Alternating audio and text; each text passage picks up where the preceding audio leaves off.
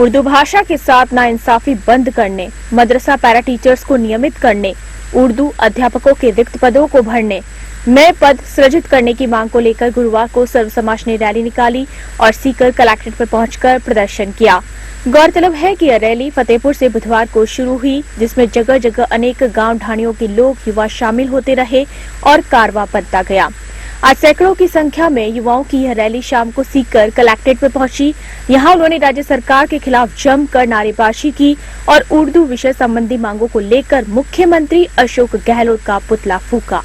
इस दौरान युवाओं ने मांग की है कि अगर सरकार ने समय रहते उनकी मांगों पर ध्यान नहीं दिया और दांडी पैदल यात्रा कर रहे शमशेर भालू खां की मांगों पर ध्यान नहीं दिया तो कांग्रेस को आने वाले दिनों में इसका गंभीर खामियाजा भुगतना पड़ सकता है। उन्होंने सरकार से मांग की है कि अल्पसंख्यक समाज की ये मांग पुरजोर तरीके से उठाई गई है, इस पर सरकार ध्यान दे।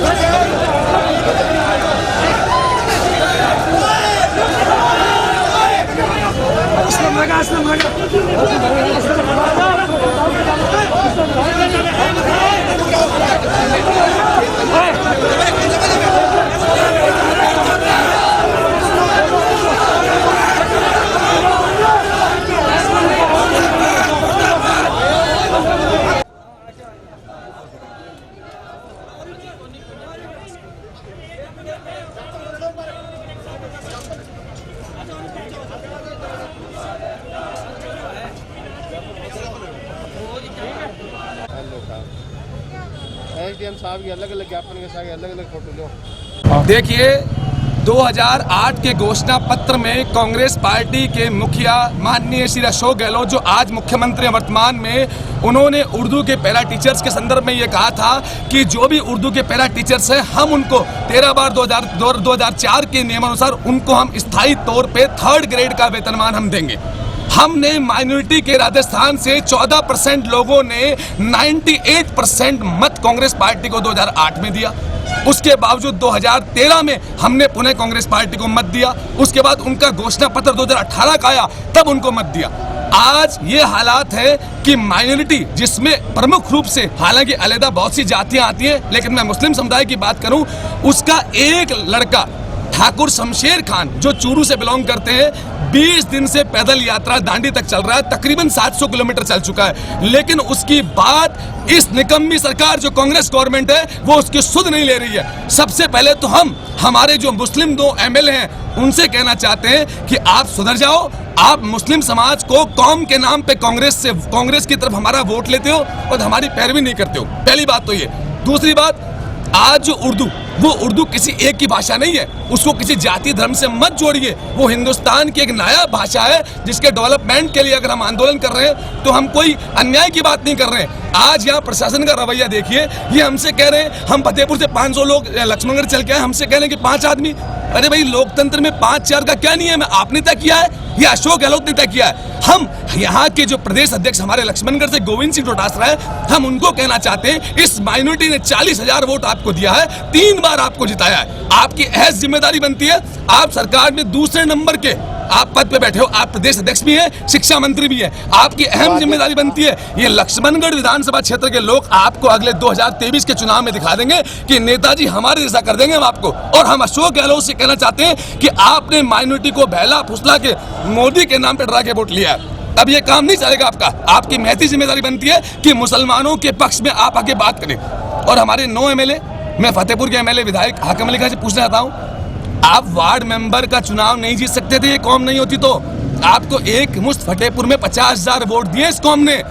आप अगर शेखावाटी की बात करें, आप एक सिंगल मुस्लिम एमएलए हैं, आपने कोई काम नहीं किया। अब ले लीजिए दानिश अबरार जी को, वो शमशेर खान से मिलने गए वहां पर उदयपुर में, उन्होंने कहा मैं कौम का बंदा हूं, मैं मिलने आया हूं। जब कल मोहम्मद शरीफ ने अजय माकन प्रदेश प्रभारी को हमारी मांगों का पत्र सौंपा तो मोहम्मद शरीफ साहब तो कह नहीं पाए। वो बोल रहे हैं अजय माकन कि आप कौम को इंडिकेट कर रहे हो क्या? अरे अजय माकन साहब, हम कौम को इंडिकेट कर रहे हैं। दिल्ली तुम हरवा चुके हो, राजस्थान में कांग्रेस की लुटिया डुबाने आए हो क्या? अब क्या करोगे आप आगे? हम ये करेंगे, मैं आपको बता दूं, अगर सरकार हमारी मांगे नहीं मानती है, आज शमशेर खान के नेतृत्व में जो चिंगारी पूरे समाज के लोग जागरूक हुए, अगर हमारी मांगों को नहीं माना गया, हम अनशन में बैठेंगे। एक अकेला शमशेर नहीं है, इस प्रदेश का 14% वोटर आपको आईना दिखाएगा। पहले तो ये पंचायत के चुनाव है, इसमें हम कांग्रेस का बाइकाट करते हैं। और उसके बाद ये 9 एमएलए जिनमें दानिश अबरार जी है, हाकिम अली खान जी है, रफीक खान है, आमीन काक जी है, साले मोहम्मद जो कि वहां पर हमारा मिनिस्टर है अल्पसंख्यक आयोग का, इन सब से हम कहना चाहते हैं, जाहिदा हो चाहे कोई भी क्यों ना हो, हम कहना चाहते हैं सुधर जाओ। मुसलमानों का वोट लेकर नेतागिरी मत करो। और ये मुसलमान ये दिल से पहले हिंदुस्तानी है, उसके बाद हमारी जात पात आती है। हम घर से बाहर निकले गए हैं क्योंकि हमारी मांगे जो कांग्रेस सरकार ने पूरी नहीं की है उसको मनवाने के लिए आए हैं, क्योंकि हमसे जो वोट लिए गए वो वादा पूरा नहीं किया गया है। आज आपने ज्ञापन भी दिया है? आज हमने ज्ञापन दिया है। किसके नाम? जिला कलेक्टर। आपका नाम क्या है? रहमत बाबू। आज मैं एक छोटे से लफ्ज़ों में कहना चाहूँगी, ले मशाल चल पड़े हैं लोग मेरे कौम के, अब उर्दू जवान को नहीं रुकने देंगे। अब हम फतेहपुर से चल के आए हैं, हमारा जो यूथ है वो फतेहपुर से चल के आया है। फतेहपुर के बाद लक्ष्मणगढ़ से किरडोली, कासली और सिक्कर के युवा भी शामिल है। हमारी मांगे हैं उर्दू की जो मदरसा पैरा टीचर उनको परमानेंट करना और वैकेंसी बढ़ाना, 1 से 5 तक का है वो क्लासेस खत्म कर दिया गवर्नमेंट के द्वारा। तो हमारा आंदोलन है। हमारा साथी ठाकुर शमशेर बालू खां, फतेहपुर से तैयब मेहराब खान, ये सभी वहाँ चल रहे हैं। ठाकुर शमशेर बालू खां की तबीयत खराब हो चुकी है और उनके पैरों में छाले पड़ चुके हैं। तो गवर्नमेंट से, कलेक्टर के द्वारा हम गवर्नमेंट को ये आज ज्ञापन देने आए हैं कि हमारे साथी का या तो ख्याल रखें और हमारी मांगे मान ली जाए। हमारे नेताओं से भी अनुरोध है कि हमारी मध्यस्थता करवाए, अन्यथा अंजाम बहुत बुरा होगा। 21 तारीख तक अगर हमारी मांगे मान ली जाएगी तो ठीक है, नहीं हम डिस्ट्रिक्ट हेडक्वार्टर पर और हर तहसील पे अनशन में बैठेंगे और फिर जिसकी पूरी जिम्मेदारी, अगर कोई भी अगर नुकसान होगा, उपद्रव होगा, तो जिसकी जिम्मेदारी पूरी सरकार की होगी और पूरी प्रशासन की होगी। हमारी कोई जिम्मेदारी नहीं है और हमको मुकदमे का डर भी डर नहीं है। कोई बोल रहे हैं कि मुकदमे लग जाएंगे, ये लग जाएंगे, कुछ भी डर नहीं है। मुकदमे इंसानों पे लगते हैं, मर्दों पे लगते हैं, जानवरों पे नहीं लगते हैं। और सरकार से इस मीडिया के माध्यम से बताना चाहता हूं कि हमारी मांगे मान ली जाए। हमारे ठाकुर शमशेर बालू खां की उनका पूरा तबीयत का ख्याल रखा जाए, स्वास्थ्य का ख्याल रखा जाए, उनको पूरी प्रोटेक्शन दी जाए। अगर कुछ नहीं होगा, अगर वो राजस्थान टप गए आगे, गुजरात में अगर घुस गए, तो फिर सरकार की जिम्मेदारी होगी पूरी उग्र आंदोलन होगा पूरे राजस्थान में और इंडिया लेवल पे। नवंबर 2020 से शमशेर बालू खां जो कि दांडी यात्रा पर निकले हैं, वो आप सबको मालूम है कि क्यों निकले हुए हैं। उर्दू को बचाने के लिए वो निकले हुए हैं। राजस्थान सरकार ने अपने घोषणा पत्र में वादा किया था कि संविदा कर्मियों को, पैरा टीचरों को वो नियमित करेंगे, लेकिन अभी तक उनकी कोई ऐसी नियमितता नहीं की गई है। दूसरा, अभी तो ये कह रहे हैं स्टाफिंग पैटर्न है। स्टाफिंग पैटर्न जो है 31/12/2004 को लागू किया जाए। ये जबकि गोविंद सिंह डोटासरा ने कहा है कि 1 से 5 तक तृतीय भाषा नहीं है। वो सही कह रहे हैं, 1 से 5 तक तृतीय भाषा नहीं है, लेकिन ये अल्प भाषा है। गुजराती, सिंधी, पंजाबी, उर्दू अल्प भाषा के लिए संविधान में अनुच्छेद 350A जो कि जिसका पूरा उल्लंघन कर रही है सरकार। तो सरकार ये मांगे हमारी मान ले, अन्यथा ये आंदोलन बहुत बड़ा होगा। ये मदरसों के पैरा टीचरों को सरकार क्यों नहीं कर रही है नियमित? क्या ये मदरसे पाकिस्तान में है? ये मदरसे भारत में नहीं है? ये पैरा टीचर जो है ये भारत के नागरिक नहीं है, राजस्थान में नहीं है? सरकार ने घोषणा पत्र में क्यों वादे किए? क्यों माइनॉरिटी से और सर्व समाज से ऐसे वादे कर करके इन्होंने वोट लिए? वोट लेने के टाइम पे ये सारे वादे कर लेते हैं। और दूसरे, बिल्कुल जो माइनॉरिटी के वोट हैं, वो कांग्रेसी जो माइनॉरिटी वोट दे रही हैं, उन वोटों के बैठे ही आज सरकार बैठी है। जब सरकार को अपने सरकार जाने का डर था तो 5 स्टार होटलों में प्राइवेट जेट कर करके विधायकों को इधर से उधर ले जाने की बात करते हैं। पैरा टीचरों को जब नियमित करने की बात आती है तो बोलते हैं कि सरकार का फाइनेंशियली खर्चा बढ़ जाएगा, वो बढ़ जाएगा। उससे खर्चा नहीं बढ़ता। 5 स्टार होटलों में जब एमएलए को रखते हैं, एमपी को रखते हैं, अफसरों को रखते हैं, वो पूरी टीम को रखते हैं। तो हमारी सरकार से ये मांगे हैं कि शमशेर भालू खां को पूरी प्रोटेक्शन सुरक्षा दी जाए जब तक वो पैदल यात्रा करते हैं, और उन्हें एक एम्बुलेंस साथ में रास्ते में प्रदान की जाए। उसके अलावा हमारे नेता जो हैं और सरकार है, सरकार को मध्यस्थता करके और उनको एक पटरी पे बैठा के वार्ता करी जाए। जब गुजर आंदोलन करते हैं तो सरकार अपने नुमाइंदों को पटरियों पे भेज देती है। क्या हम लोग सरकार को वोट नहीं देते? क्या हम राजस्थान के नागरिक नहीं है? क्या हम भारत के नागरिक नहीं है? क्या हम पड़ोसी देशों से आए?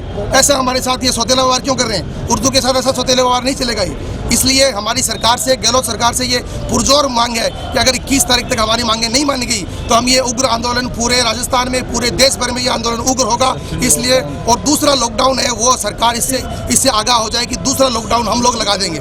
इसलिए सरकार से ये पुरजोर हमारी यही कोशिश है मीडिया के माध्यम से कि हमारी मांगों को मान्यता है। शमशेर भालू खां के प्रतिनिधिमंडल से एक वार्ता कराई जाए जिसमें गहलोत साहब खुद हों, शिक्षा मंत्री जी खुद हों और हमारे जो नेता लोग हैं वो बैठे हैं उसमें, और ये मध्यस्थता करके और इस मामले को सुलझाए। अन्यथा सरकार उग्र आंदोलन के लिए तैयार रही।